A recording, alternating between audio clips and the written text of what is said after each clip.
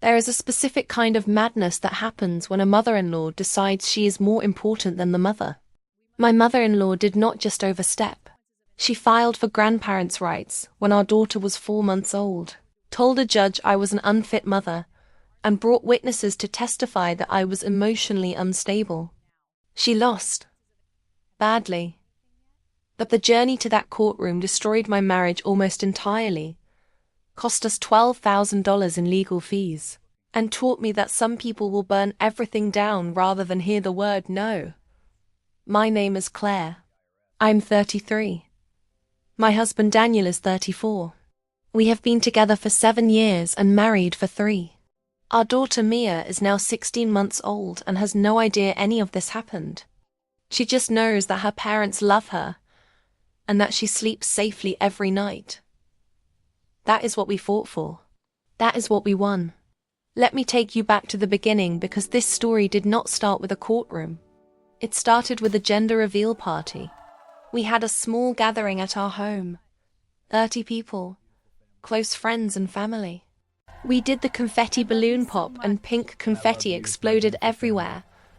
And Daniel grabbed me and we cried happy tears. His mother Patricia was standing across the room. She was not crying happy tears. She was standing completely still with an expression I had never seen on her face before. Later I would understand what it was. Jealousy. Not of me but of the role I was playing. The role she wanted back. Patricia had raised Daniel alone. His father left when Daniel was 3. She had given up her career to take care of him, worked 2 jobs when he was in school, sacrificed everything. Daniel was not just her son. He was her entire world, her identity, her reason for existing. When Daniel met me and began building a life that did not orbit around her, she grieved. She had never processed that grief. She had only buried it. And when I got pregnant, the grief became something uglier. After the gender reveal, Patricia pulled me aside and said she hoped I knew that this baby was going to be very important to her. She said she had dreamed of a granddaughter her whole life. She said she was going to be very involved. I smiled and said that was wonderful. I was naive. I thought involved meant the same thing to both of us. For me, it meant Sunday dinners and birthday parties and babysitting when needed. For Patricia, it meant something else entirely. By 6 months pregnant, the texts had started. Daily check-ins that felt more like demands than concern. Are you eating enough iron? Did you do your prenatal yoga today? Have you decided on the nursery? Then opinions that became arguments. She wanted us to name the baby after her mother. When I said we had our own names in mind, she sulked for a week. She wanted to be in the delivery room. We said no, just Daniel. She called me selfish. She wanted to move into our guest room for the first 3 months to help. We said no. We needed space to bond. She told Daniel I was isolating him from his family. She had not even met our daughter yet, and already I was the villain in her story. Mia was born on a Tuesday morning after 14 hours of labor. She was 6 pounds 11 ounces, blue eyes, dark hair. Perfect. The moment I held her, I forgot every hard thing. Daniel was crying. I was crying. We had 20 minutes together before visitors were allowed. My parents came in first, held her for 10 minutes, cried, said she was beautiful, hugged us both and left to let us rest. Normal, healthy, respectful. Patricia arrived next. She walked in, barely glanced at me, walked directly to the hospital bassinet, and picked up Mia without asking. She kissed her face over and over and said, "Finally, finally, finally, my baby." Not finally my granddaughter, my baby. I looked at Daniel. He looked at me. We both heard it. But he was tired and emotional, and he let it go. I let it go. I was too exhausted to fight. What I did not let go was the photo Patricia posted on Facebook 1 hour later, while I was attempting to sleep. She had taken a photo of herself holding Mia and written a caption that said she had been waiting her whole life to meet this little girl and that her heart was finally whole. No mention of my name. No mention that she was holding someone else's baby. Just her and Mia, and a public declaration that this child belonged to her emotional narrative. When I saw it from my hospital bed, I asked her to take it down. She asked why. I said because you posted a photo of my newborn without my permission, and wrote a caption that made it sound like she is yours. Patricia said she was just expressing her feelings and that I was being oversensitive. I said please take it down. She said fine, but looked at me like I had slapped her. Daniel asked me later if it was really necessary to make a scene over a Facebook post. That was the first crack. The first time I realized Daniel was not entirely on my side, and that this was going to be harder than I thought. Patricia visited every day. She would arrive at 10 and not leave until 3. She would sit in the rocking chair and hold Mia and not offer her back unless I asked. She would ask to feed her even though I was breastfeeding, and when I said no, she would sigh loudly and say something like, "Well, this is just hard on those of us who want to bond with her." She started calling Mia by a nickname none of us had agreed on. Patty. She said it was short for Patricia, her name, so that Mia would always carry her grandmother in her name. I said we were not using that name. She ignored me and kept using it. When I told Daniel I needed Patricia's visits to be shorter, he said she was just excited, and I needed to give her time to adjust. I kept a log, not because I was planning anything yet, just because my therapist had told me to write things down when I felt overwhelmed. Date, time, what happened, how I felt.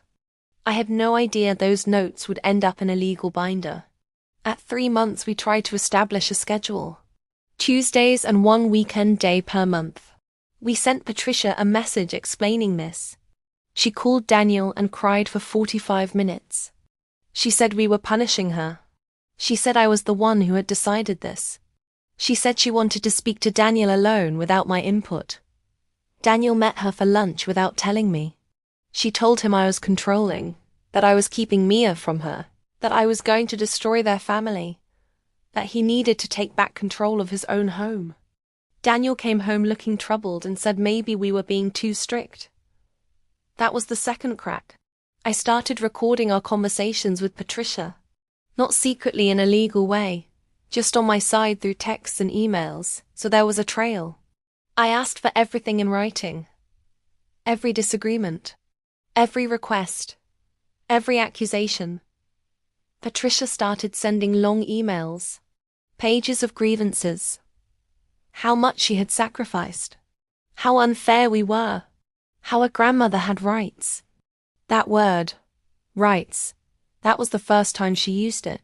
I wrote down the date. Then came the church incident. Patricia attended a church with a large congregation, and she had apparently been telling people about her new granddaughter for months. One Sunday, without telling us, she brought Mia's photo and had the pastor announce the birth, and thank God for the miracle of new life in their family. She was celebrated. People hugged her. She received flowers, none of which would have been a problem, except for what happened after. Someone from her church came up to me at the grocery store a week later. She grabbed my hand and said she had been praying for me, and that she hoped I was doing better with the postpartum. I said I did not have postpartum. She looked confused and said Patricia had mentioned I was struggling, that I had been having dark thoughts, that I had difficulty bonding with the baby, and that the family was worried about me. I stood in the cereal aisle of a grocery store and felt the floor tilt. Patricia had told her congregation that I was mentally unwell, that I was not bonding, that the family was worried. She had told strangers I was unstable. I went home and called Daniel. He called his mother. She said she was just asking for prayers because she was concerned. She said she never said I was dangerous, just struggling. She said if I could not handle people caring about me, then that was my problem. Daniel said to me she means well. He asked me to let it go. I did not let it go. I added it to the log. Then at 4 months, Patricia sent us a certified letter. I remember standing at the mailbox in the sun holding the envelope. thinking this could not be what I thought it was. It was. Patricia had filed a petition for grandparents' visitation rights in family court. The letter said she was seeking court-ordered access to Mia, due to being denied meaningful contact with her grandchild by the child's mother.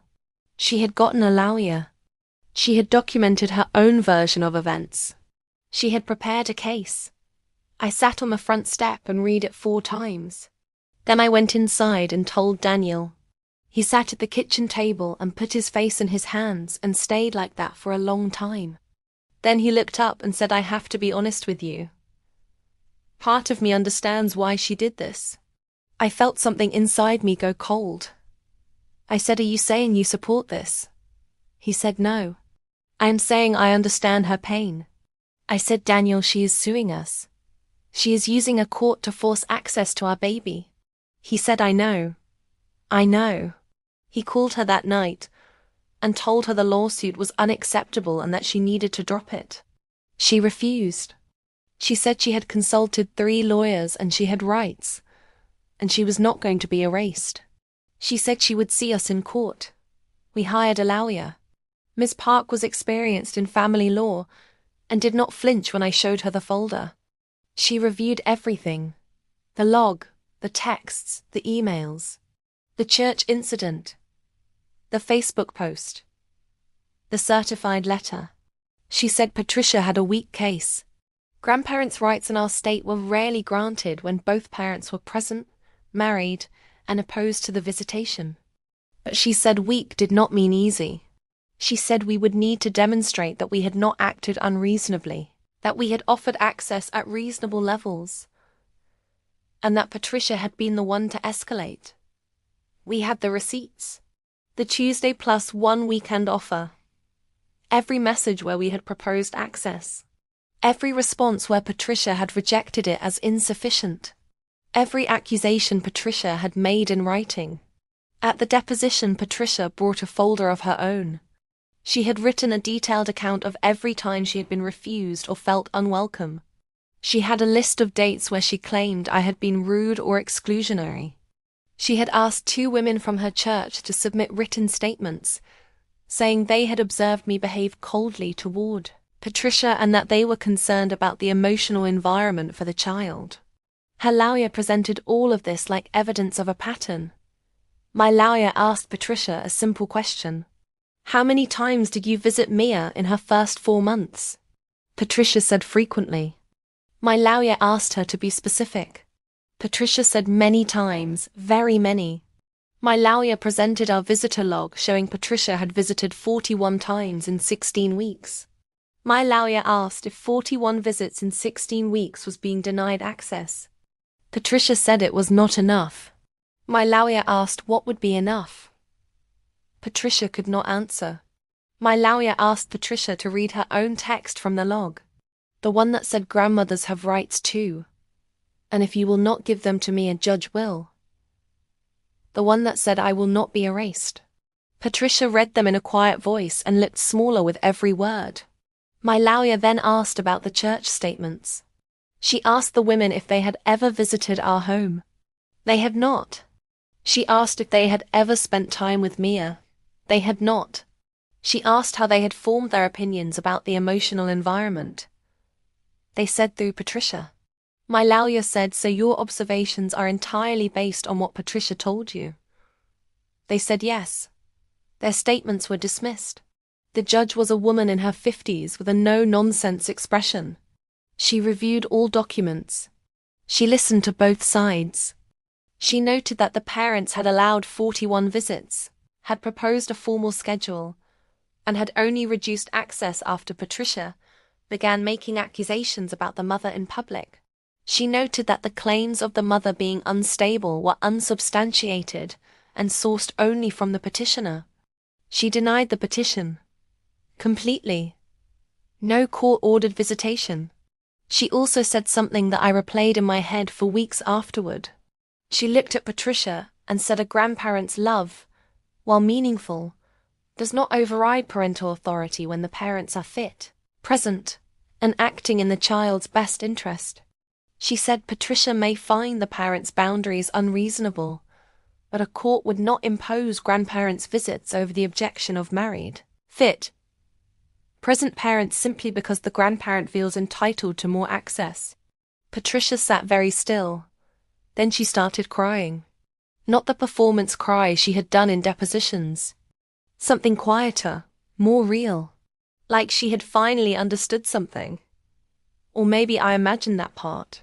We walked out into the sunshine, and I felt something I had not felt in months. It was not triumph. It was release. Like I had been holding my breath since that certified letter arrived, and I could finally breathe again. The legal fees were $12,000. We had to use our emergency fund and cut back for 6 months. The cost was real. The toll on our marriage was real. There were nights Daniel and I barely spoke. Nights he clearly wished things were different. Nights I lay next to him and wondered whether we would survive all of this intact. We did. But only because Daniel eventually did something I did not expect. He wrote his mother a letter.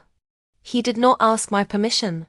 He sat at the kitchen table on a Sunday afternoon and wrote it by hand and sealed it and sent it. He read it to me afterward. It said he loved her and always would. But it said she had made his wife the enemy from the beginning. It said she had told strangers she was mentally unwell without any basis. It said she had filed a lawsuit against her own son and his wife instead of finding a way to coexist. It said he was not willing to keep choosing between her and his family, and that as long as she forced that choice, she had already given him the answer. He said they would allow monthly visits when she was ready to engage with me as a human being, and not a gatekeeper. He said the door was not closed, but the drawbridge was up, and she would need to rebuild trust board by board before it came down. Patricia did not respond for 6 weeks. Then she sent a short message. She said she was starting therapy. She said she knew she had gone too far. She said she missed Mia and missed Daniel, and she was willing to try. We scheduled a supervised 1-hour visit at a neutral location. My friend was present. Mia played on the floor with blocks. Patricia sat across from her and watched her with a look I did not know how to read. Wonder maybe. Or sadness. She did not call her Patty. She called her Mia. She asked me if Mia had any favorite foods. She asked what her favorite word was. She treated me like a person who had information she needed rather than an obstacle in her way. It was not a fairy tale reunion, but it was different. We are 4 visits in now. Once a month. Structured. Observed. Observed. Slowly. I do not trust her, Patricia, and I may never trust her fully again. But I watch her with Mia, and I see something genuine in her face. Love. Imperfect, messy, destructive, and yet real love. My job is not to erase that from Mia's life.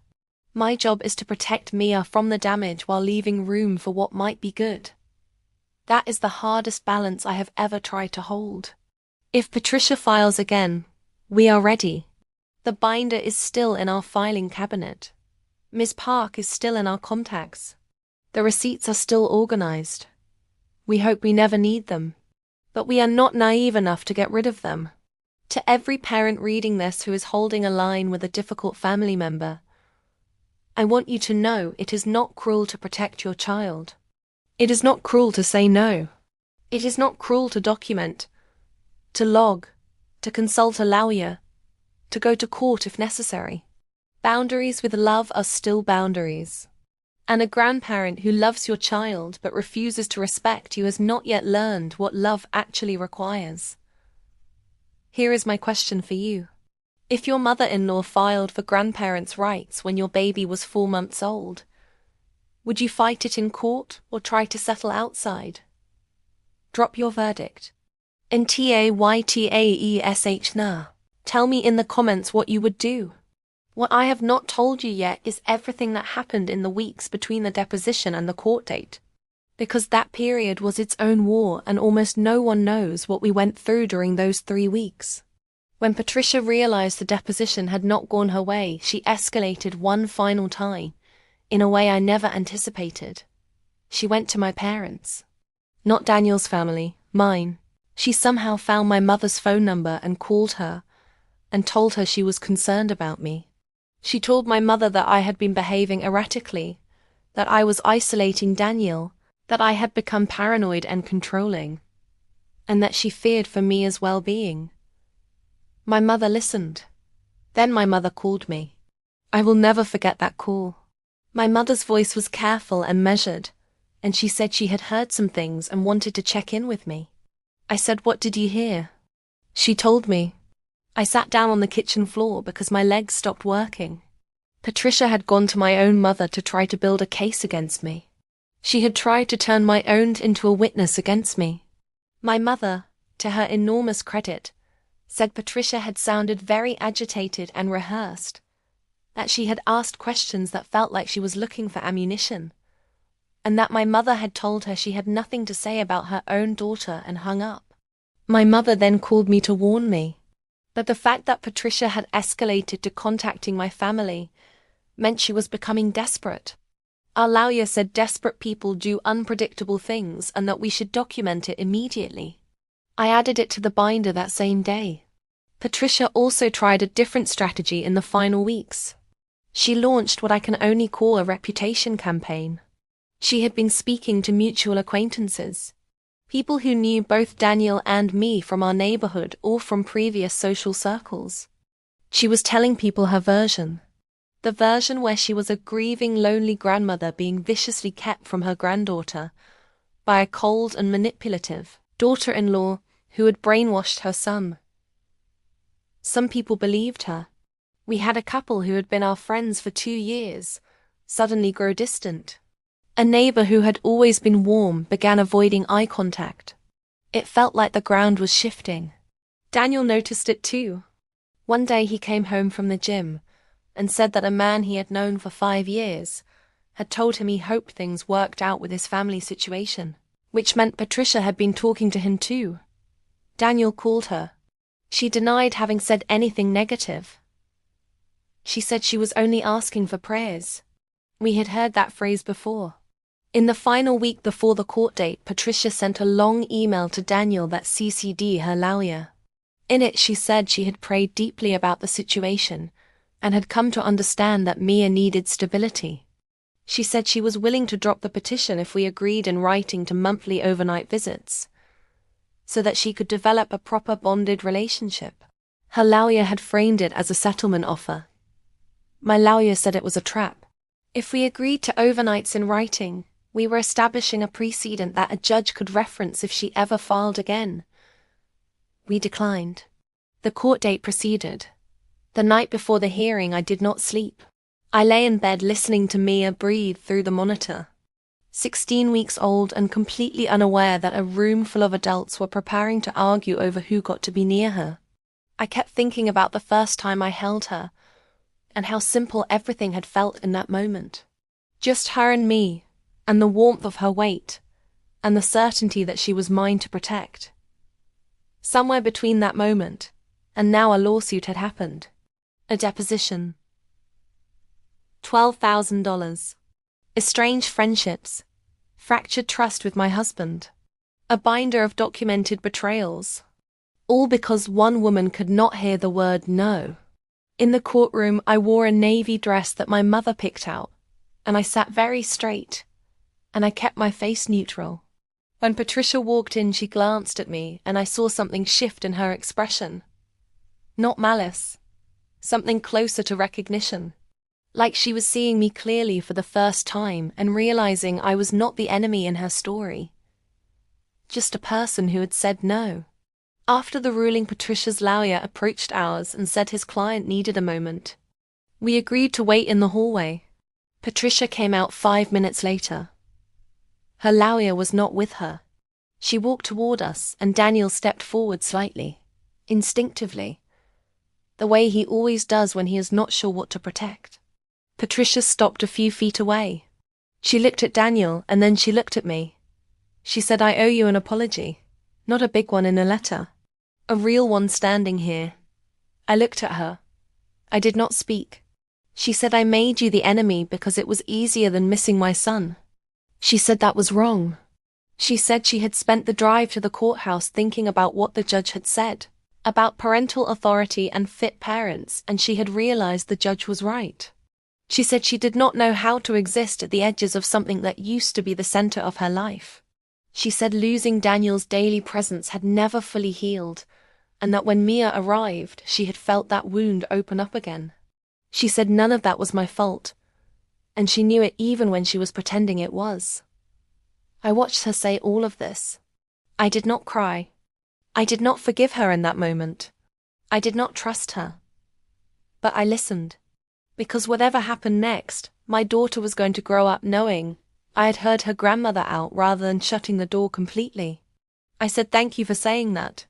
I said we would reach out about next steps. She nodded. We walked to our car. Daniel drove and I looked out the window and thought about all the versions of this story that could have happened. The version where Daniel had chosen his mother over us. The version where I had not kept the log. The version where Patricia had been more convincing or the judge less observant. The version where we had tried to avoid court, and she had kept filing until we broke. None of those happened. Because I kept receipts. Because Daniel ultimately stood beside me. Because our lawyer was skilled. Because the judge was fair. Because Patricia, in the end, had loved her son more than she hated losing. That is not always the ending. I know that. Some families do not get this version. Some grandmothers keep filing. Some husbands keep wavering. Some judges rule differently. Some fights go on for years. I got lucky in ways not everyone gets. But the thing I want you to take from this is not the luck. It is the preparation. Every single piece of paper in that binder mattered. Every date in that log mattered. Every request I had put in writing mattered. The deposition fell apart because we had the receipts, and she had only her feelings. And feelings without evidence are very fragile in a courtroom. So, if you are sitting where I was sitting, in the early days when things are just starting to feel wrong, start the log. Not because you want to go to war, but because if war comes to you, you will be ready, and ready is the only way to win. I want to add one more thing. After all of this was over, one of the women from Patricia's church reached out to me privately. She said she had submitted that written statement because Patricia had told her I was genuinely dangerous and that she had felt she was protecting a baby. She said seeing the deposition documents had made her realize she had been used. She apologized. She said Patricia had been telling her congregation a version of events designed to recruit them as witnesses, without ever explaining the full picture. She asked if Mia was okay. I said yes. She said she was glad. I said I was too. I do not hold it against her. She was manipulated the same way Patricia had tried to manipulate my mother, my husband, our friends, and eventually a judge. What stopped Patricia from winning was not that she was a bad person. It was that we were prepared and honest, and we refused to be intimidated into giving up rights that were ours as Mia's parents. Never give up those rights. Not to a grandmother. Not to anyone. Your child is not a compromise. Your child is your responsibility and your joy, and your reason to hold the line, no matter how long it takes.